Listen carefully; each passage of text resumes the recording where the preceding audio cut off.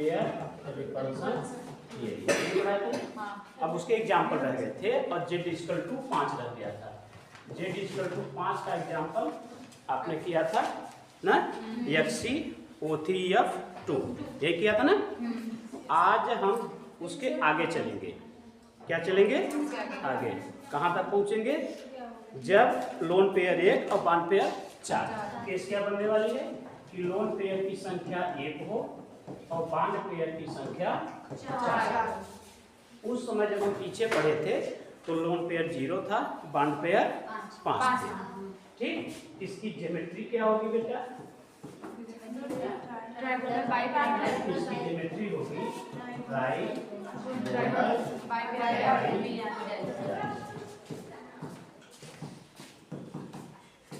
ये इसकी ज्योमेट्री हो गई। ठीक, हमें चाहिए था क्या? सेट। क्या चाहिए था? सेट।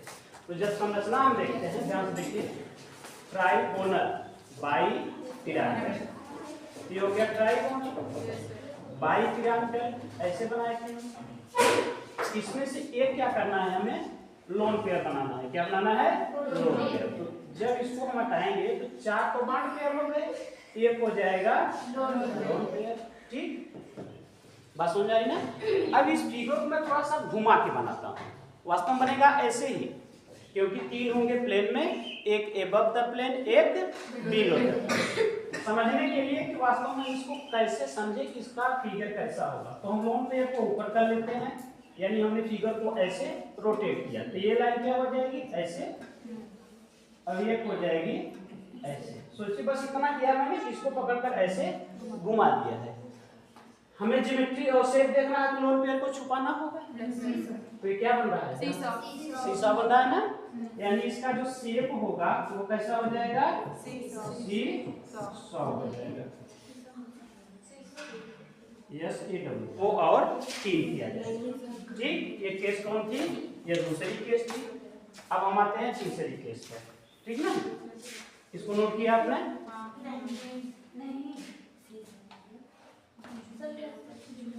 झूला, शीशा मतलब झूला।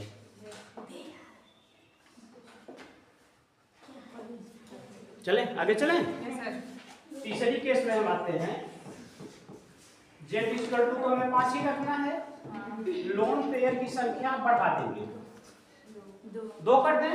बॉन्ड पेयर कितना बचेगा? 3। हमें तो ज्योमेट्री पता है ऑलरेडी कि 5 है, तो ज्योमेट्री क्या होगी बेटा इसकी? ट्राइगोनल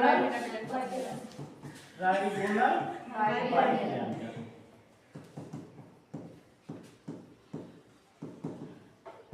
ठीक, पहले हम आप इसका बना दें।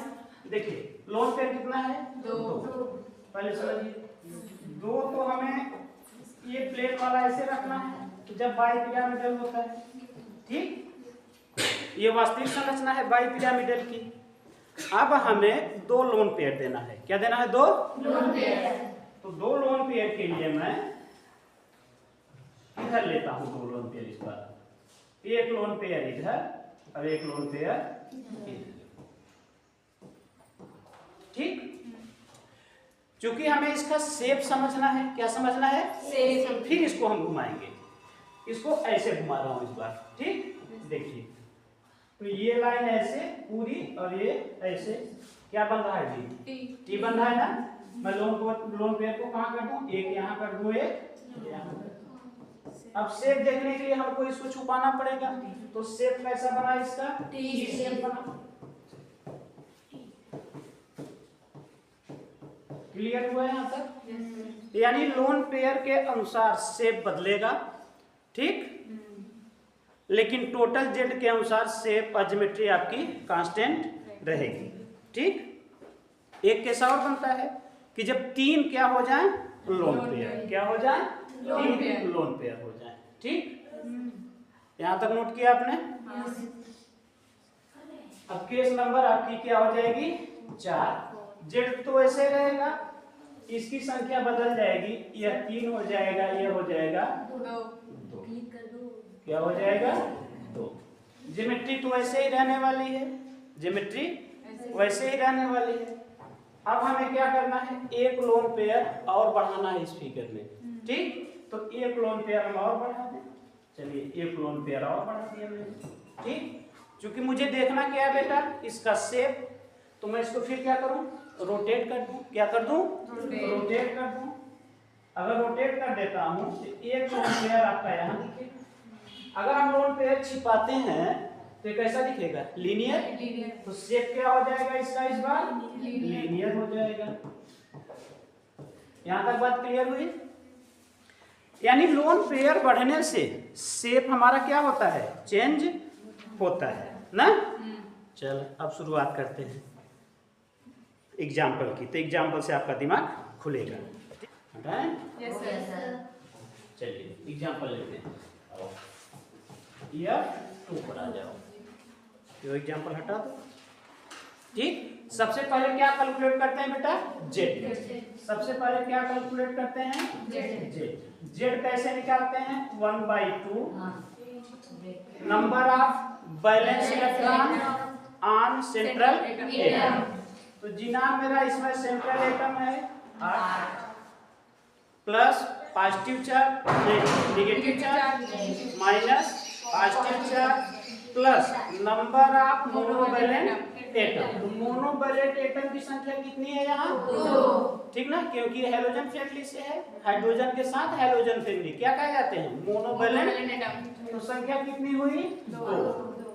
ब्रैकेट में कितना हुआ बेटा, 10, आधा करेंगे 5, यानी जेड की वैल्यू आई 5, ठीक, क्लियर। अब हम क्या समझेंगे कि यह जो जेड है इसमें दो चीजें जुड़ी हैं, एक तो लोन पेयर है और दूसरा बॉन्ड है। इन दोनों का योग ये हमारी संख्या 5 आ रही है, ठीक। हमारे पास सराउंडिंग एटम कितने हैं, 2। सराउंडिंग एटम कितने हैं, 2। इसका मतलब 2 ही बॉन्ड पेयर बने होंगे, क्लियर। तो लोन पेयर की संख्या कितनी हुई, 3, ठीक। हम ऐसे लिखेंगे कि bond pair plus lone pair is equal to 5। Bond pair की संख्या 2 तो लोन पेयर की संख्या 3 आ जाएगी। केस आपको याद हो रहा होगा, प्रश्न जब पूछेगा कैसे पूछेगा बेटा कि कितने लोन पेयर हैं, कितने बॉन्ड पेयर हैं, ठीक। हाइब्रिडाइजेशन पूछेगा, शेप पूछेगा और ज्योमेट्री पूछेगा, ठीक। तो हाइब्रिडाइजेशन तो कंफर्म हो गया, क्या है sp3d। ये क्या हो गया आपका, हाइब्रिडाइजेशन हो गया। क्या हो गया, हाइब्रिडाइजेशन हो गया। यहाँ से सवाल उठेगा तो यही 5 से ही हम निपटा देंगे कि अगर 5 है तो हाइब्रिडाइजेशन मेरा sp3d। लोन पेयर पूछेगा तो इस बात से निपटा देंगे, ठीक। यानी अब हम कहाँ जाने वाले हैं, शेप को देखना। एक ही चीज बची हमारी। अब ऐसा है तो इसकी ज्योमेट्री क्या होगी, ट्राइगोनल बाइपिरामिडल। BI लिखिएगा ना, क्योंकि बाई मतलब 2 होता है। यहां तक बात हुई क्लियर। अब हमारा मुख्य कार्य बचता है शेप, ठीक। तो शेप को देखने के लिए इसको डिलीट कर दो थोड़ा सा ही,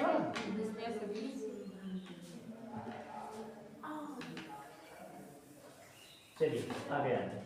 हम बनाते हैं सेंट्रल एटम। क्या बनाते हैं बेटा, सेंट्रल एटम। लोन पेयर की संख्या 3, इसका मतलब एक इधर और एक इधर। ये हमारा बॉन्ड पेयर होगा जिसमें जुटा होगा फ्लोरीन, ठीक। ये क्या है बेटा, सारे लोन पेयर। अब हमें शेप देखना है तो लोन पेयर को भूल जाइए, लोन पेयर है ही, तो सीधा सीधा इसको आप देखिए तो लीनियर है। शेप क्या हो जाएगा इसका, लीनियर हो जाएगा। यहाँ तक बात क्लियर हुई सबको, ठीक। अब अगला एग्जांपल आप स्वयं करने वाले हैं, XeOF2 हो गया। यहाँ तक इसको हटाऊं, ठीक। नेक्स्ट एग्जांपल लेते हैं दूसरा, XeOF2,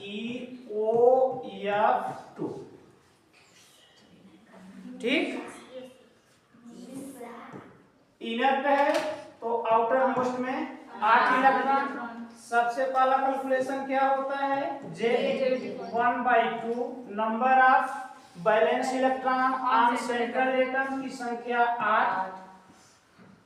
ऐसा कुछ नहीं दिख रहा है, ना प्लस ना माइनस, तो तीसरा क्या बचता है? मोनोवैलेंट। ऑक्सीजन तो मोनो है नहीं, है कौन? फ्लोरीन।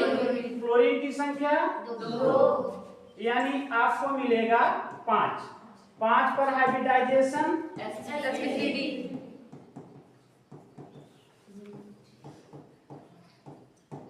sp3d। इसकी ज्योमेट्री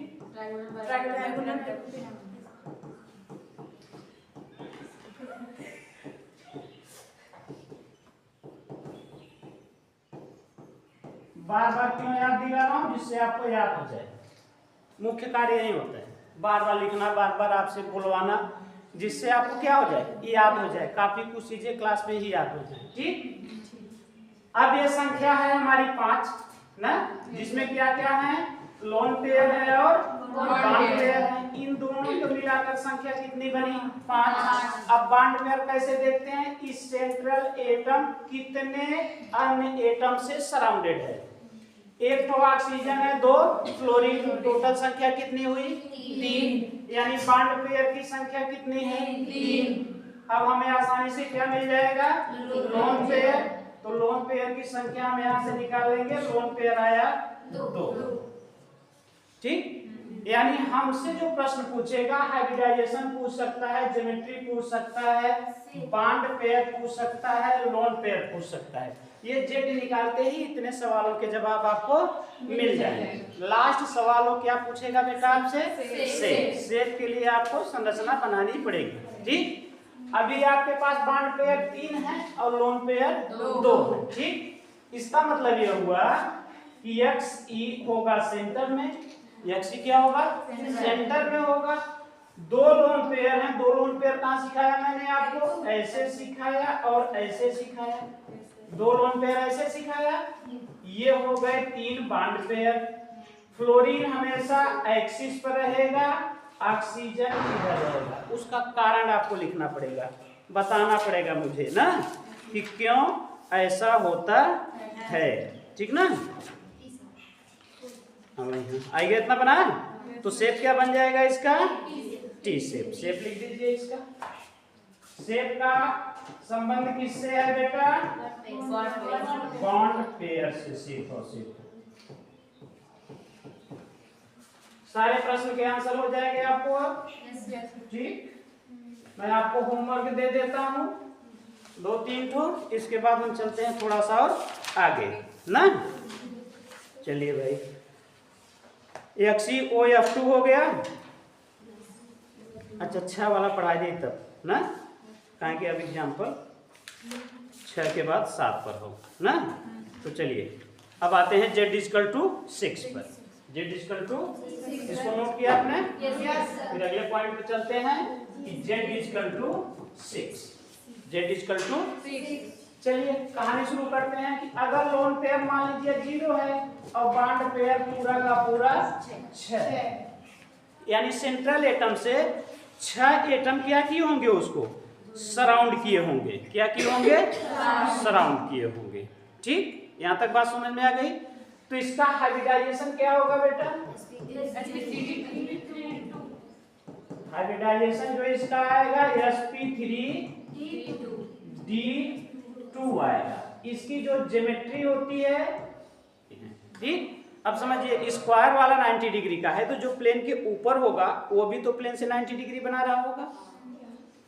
बात समझिए, स्क्वायर के सभी 90 डिग्री हैं, तो जो प्लेन के एबव होगा वो भी 90 बना रहा होगा, जो प्लेन के नीचे होगा वो भी 90। यानी इसमें 90 डिग्री के कुल कितने एंगल बनने वाले हैं? 4 तो इधर बनने वाले हैं, और सभी भुजाओं से 1 2 3 4 ऊपर बनेंगे, 4 नीचे बनेंगे। 4 4 8 4 12। टोटल एंगल की संख्या क्या होगी इसमें? 12।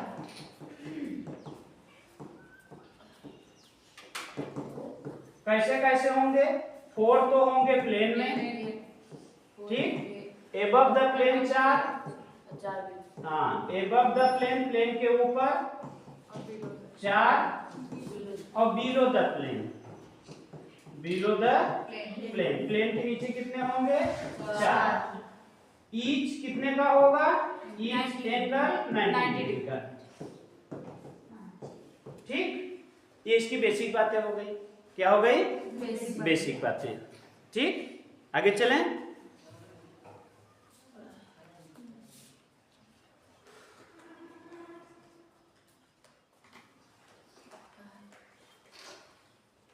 आगे चलते हैं ना। ये सिंपल सी बात रही। बात हमारी कहां फंसने वाली है कि इसका शेप कैसा होगा बेटा। चूंकि लोन पेयर 0 है तो जो ज्योमेट्री वही शेप, जो ज्योमेट्री वही शेप। ठीक, अब चले आगे।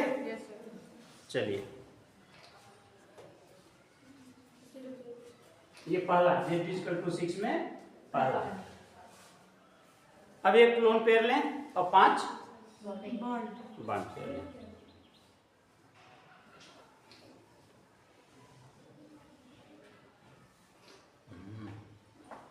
अब एक ऊपर बनेगा पिरामिड ना, एक ऊपर पिरामिड अब चेंज होगा, पहले चेंज। चलिए आगे चलें। नोट किया? दूसरी केस चलें कि z = हमें कितना रखना है? 6। लोन पेयर की संख्या 1, तो बॉन्ड पेयर कितना हो जाएगा? 5। ठीक, ज्योमेट्री ऑक्टाहेड्रल। देखिए ज्योमेट्री का लेना देना दोनों से है। ठीक, और हाइब्रिडाइजेशन sp3d2। ठीक, बात समझ में आ गई। अब हम चले कहां? इसके वास्तविक रूप शेप पर। एक हो गया लोन पेयर, एक हो गया तो समझिए जरा सा, ये 4 तो हो गए स्क्वायर में। कहां हो गए? 1 2 3 4। बांड की संख्या कितनी है? 5। ठीक, तो एक बांड मैं नीचे ले रहा हूं और ऊपर दे रहा हूं इसको लोन पेयर। क्या दे रहा हूं? Lone pair. ठीक, नीचे खींचना आसान था ऐसे, इसलिए ऊपर से लोन पेयर दिया मैंने। अब हमें देखना क्या है इसका शेप।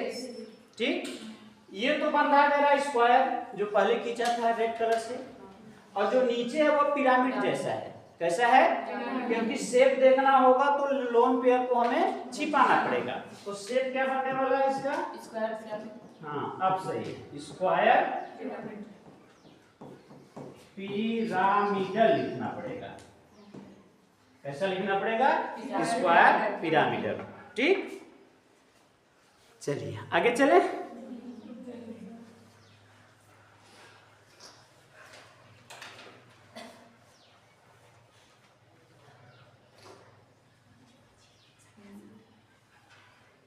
अगर आपको ये याद रहा लोन पेयर की संख्या और बॉन्ड पेयर और उसका शेप, तो किसी भी मॉलिक्यूल का आप आसानी से ट्रीटमेंट कर सकते हैं। ठीक, चलिए अब क्या लें?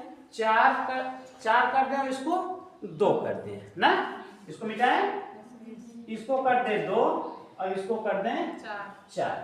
ठीक, ये दोनों चीजें तो नहीं बदलने वाली, इनमें कोई दिक्कत नहीं। बदलने वाला क्या है मेरा? शेप बदलने वाला है मेरा। ठीक, ये भी चेंज होगा। देखिए स्क्वायर वाला तो ऐसे रहने दीजिए जो प्लेन में है। ठीक, सेंट्रल एटम होगा। 4 बॉन्ड बनेंगे आपके बॉन्ड पेयर, तो 1 2 3 और 4 बॉन्ड पेयर मिल गए। 2 लोन पेयर, एक लोन पेयर इधर दीजिए अब एक लोन पेयर इधर दीजिए।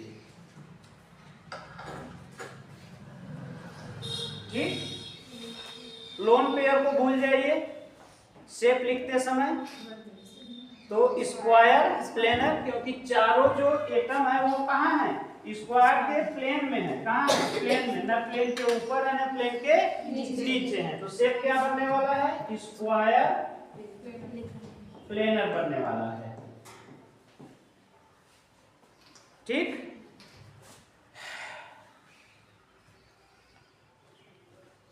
अब एग्जाम्पल करते हैं ना, और फिर एग्जाम्पल आपको देते हैं।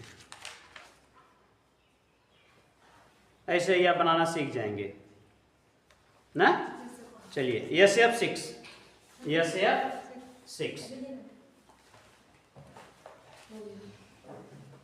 बनाया, बनाना है। अरे अब उसका ट्रीटमेंट करना है, एग्जाम्पल पकड़े हैं अपना।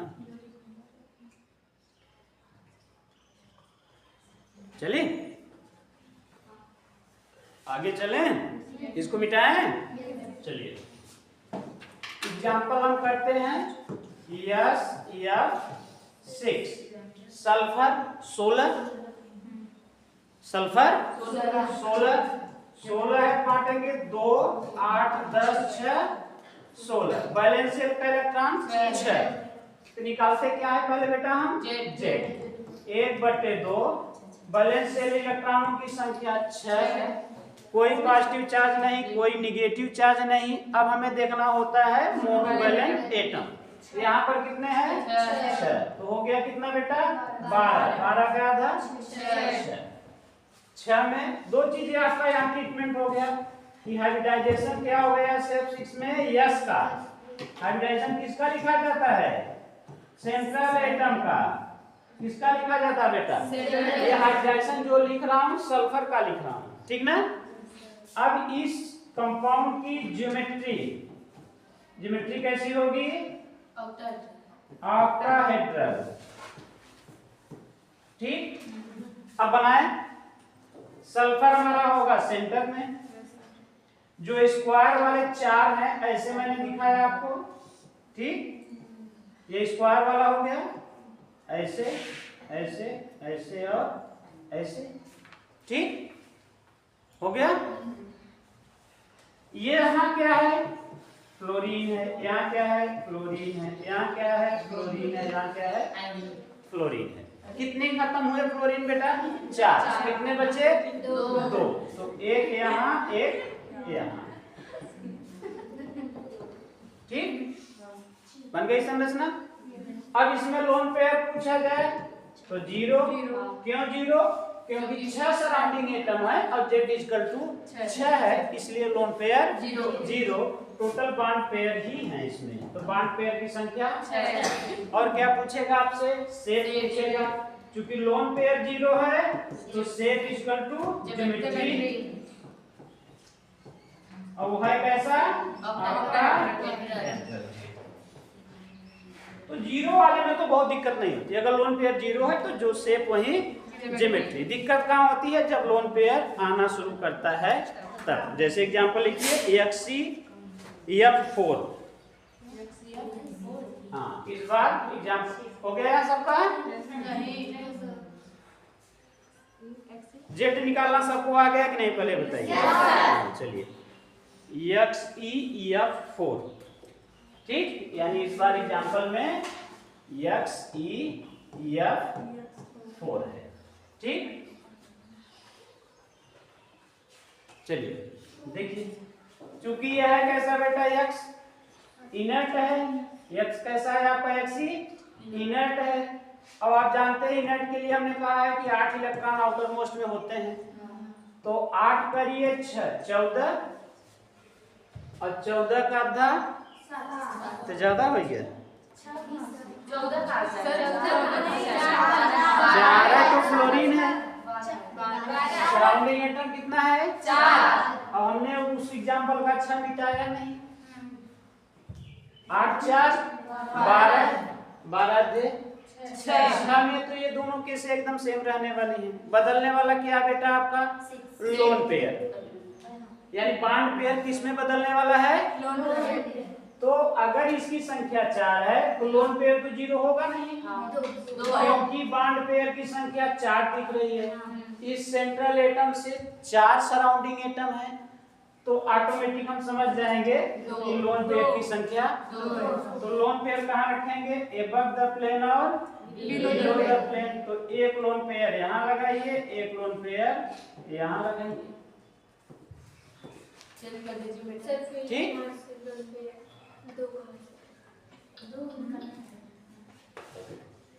6 में से 4 माइनस करोगे 2 आएगा। ये 6 आया ना, Z = 6, जिसमें से 4 सराउंडिंग एटम है, और योग कितना होना चाहिए 6। तो कितने लोन पेयर होंगे 2। अभी पीछे तो हल करके दिखाया। Yes sir.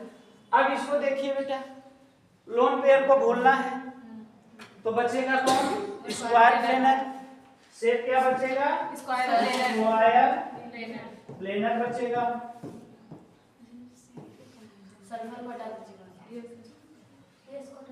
हाँ ये तो भूल ही गया मैं, तभी मैं सोच रहा हूँ क्या बोल रहा है ये, धीमे से बोलती है सुन नहीं पाता। चलिए हो गया, आगे चलें।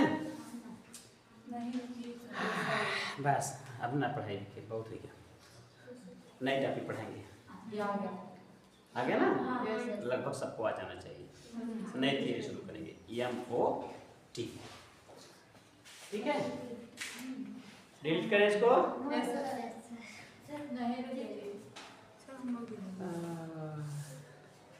आज पढ़ाने वाला हूँ MOT, क्या पढ़ाने वाला हूँ MOT।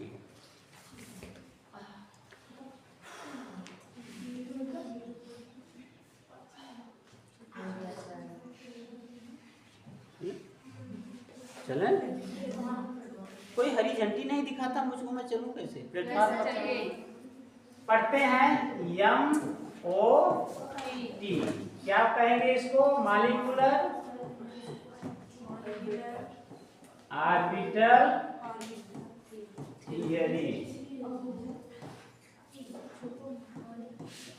Molecular orbital theory. इससे पहले एक बैलेंस बॉन्ड थियरी आई थी, क्या आई थी valence bond theory. Valence bond theory ने क्या कहा था कि 2 एटॉमिक ऑर्बिटलें आपस में ओवरलैप करती हैं और मॉलिक्यूल्स का फॉर्मेशन करती हैं। क्या करती हैं मॉलिक्यूल्स का फॉर्मेशन करती हैं। एक यह जुटेगी, यही ओवरलैपिंग वो दिखाते थे ना कि ये ओवरलैपिंग का रीजन है। क्या है ये ओवरलैपिंग। एटॉमिक ऑर्बिटलें मिलकर मॉलिक्यूलर ऑर्बिटल बनाती थी, लेकिन क्या कॉन्सेप्ट था उनका ओवरलैपिंग का कॉन्सेप्ट था। कैसा था जैसे मैंने आपको समझूं कि यह 1s है, यह 1s है, ऐसे समझिए ये 1s है, क्या है 1s, दूसरे का 1s है, ओवरलैप करती थी तो कैसे मिलती थी ऐसे मिलती थी। अगर आपको याद होगा ना, बताते थे बेटा ये ओवरलैपिंग का रीजन है और बॉन्ड हमारा बन जाता है। जैसे समझिए हाइड्रोजन और हाइड्रोजन मिलकर क्या बनाते थे बेटा ये बैलेंस बॉन्ड थियरी बताती थी कि जो बैलेंस इलेक्ट्रॉन होते थे एक दूसरे से ओवरलैप करते थे और मॉलिक्यूल्स का निर्माण कर देते थे। ठीक, इतना तक बताती थी। लेकिन जब जो साइंटिस्ट MOT लिख रहे थे वो नहीं समझ पा रहे थे कि आखिर ऐसा होता होगा कि नहीं। अगर ऐसा है तो ये जो मॉलिक्यूल हमारा बना इसका गुण किस आधार पर लिखा जाएगा, क्योंकि एटम का गुण तो लिखा जाता है उनके इलेक्ट्रॉनिक कॉन्फ़िगरेशन के अनुसार 1s 2s 2p ना, ऐसे हम लिख देते हैं। लेकिन अगर इसका मुझे इलेक्ट्रॉनिक कॉन्फ़िगरेशन मिल जाता तो इनके सारे इलेक्ट्रॉनों का गुण मालूम हो जाता, सारे इलेक्ट्रॉनों का गुण मालूम हो जाता कि है कहाँ किस पोजीशन में है, लेकिन इनका इलेक्ट्रॉनिक कॉन्फ़िगरेशन तो बता नहीं पाए। इलेक्ट्रॉनिक कॉन्फ़िगरेशन नहीं बता पाए तो मैग्नेटिक प्रॉपर्टी को नहीं बता पाए कि मैग्नेटिक प्रॉपर्टी कैसी होगी, कि मैग्नेटिक फील्ड में इनको रखा जाएगा तो मैग्नेटिक फील्ड की तरफ अट्रैक्ट होंगे कि रिपल होंगे, मैग्नेटिक फील्ड उनको बाहर की तरफ फेंकेगा कि अंदर की तरफ आकर्षित करेगा, ये सब चीज़ें वो नहीं बता पा रहे थे। ठीक, हाँ, लेकिन ये बैलेंस बॉन्ड थियरी काफ़ी हद तक बहुत सही साबित हुई, लेकिन उस समय वही थी। उसके आगे जब लोग चले तब समझ में उनको आया कि अगर किसी मॉलिक्यूल का अगर हम इलेक्ट्रॉनिक कॉन्फ़िगरेशन लिख पाएँ तब उसके सारे गुणों को हम बता देंगे। ठीक, जैसे आप सिर्फ हमको सुने हो, कभी देखे ना हो, कभी बात न किए हो तो आप मुझे नहीं समझ पाएंगे। ठीक, आप मुझे बस इतना समझेंगे कोई टीचर है, हाँ ये सत्य है कोई टीचर है, लेकिन जब तक आप मिलेंगे नहीं उसके गुणों को आप नहीं जान पाएंगे। ठीक, कि हाँ कैसे हैं, पढ़ाने में कैसे हैं, तमाम चीज़ें आप तब जान पाएंगे जब उनसे इंटरैक्ट होंगे। तो ये जो मॉलिक्यूल बना H2, इनसे तो इंटरेक्शन ही नहीं हो पा रहा था क्योंकि इनका इलेक्ट्रॉनिक कॉन्फ़िगरेशन ही नहीं बता पा रही थी वैलेंस बॉन्ड थियरी। अगर वैलेंस बॉन्ड थियरी कॉन्फ़िगरेशन नहीं बता पाई तो कैसे साबित होगा कि यह पैरामैग्नेटिक है कि डायामैग्नेटिक? सबसे बड़ी बात यहाँ फंस रही थी कि कंपाउंड तो बन जाएगा, लेकिन कैसे मालूम होगा कि पैरामैग्नेटिक है कि डायामैग्नेटिक? जैसे उदाहरण समझिए, मैं एग्जांपल से थोड़ा दे रहा हूँ। बैलेंस बॉन्ड थियरी ने कहा कि O2 जो है वो डायामैग्नेटिक है। कैसा है? डायामैग्नेटिक। भी बैलेंस बॉन्ड थियरी ने बताया था कैसा है? डायामैग्नेटिक है। हाँ? लेकिन वास्तव में क्या देखा गया? जब एक्सपेरिमेंटली भाई O2 बन गया, अब उसको रखा गया कहाँ? मैग्नेटिक फील्ड में। तो मैग्नेटिक फील्ड में वो जो कैरेक्टर दिया उसके हिसाब से वो क्या है? पैरामैग्नेटिक है। बट एक्सपेरिमेंटली क्या हुआ? एक्सपेरिमेंट से यह पता चला कि O2 क्या है? पैरामैग्नेटिक। कैसा है? पैरामैग्नेटिक।